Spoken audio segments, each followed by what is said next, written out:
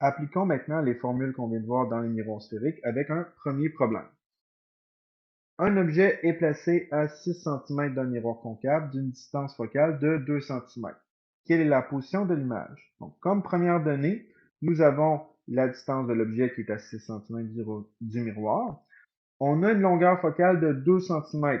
Et comme c'est un miroir concave, ça va donner une longueur focale positive de 2 cm simplement.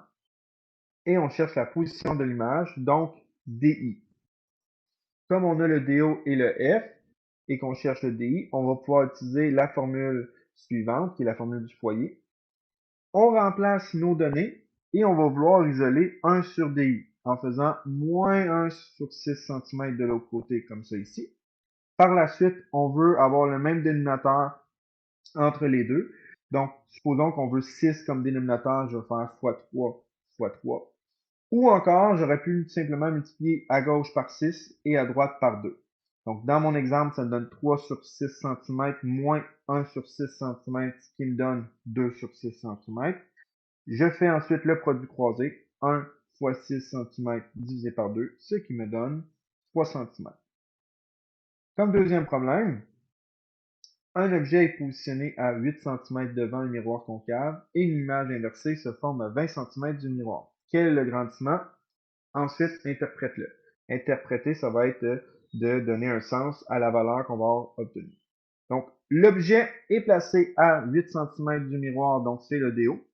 Pour le DI, il est placé à 20 cm du miroir, et pour savoir si c'est positif ou négatif, il faut savoir si l'image est réelle ou virtuelle.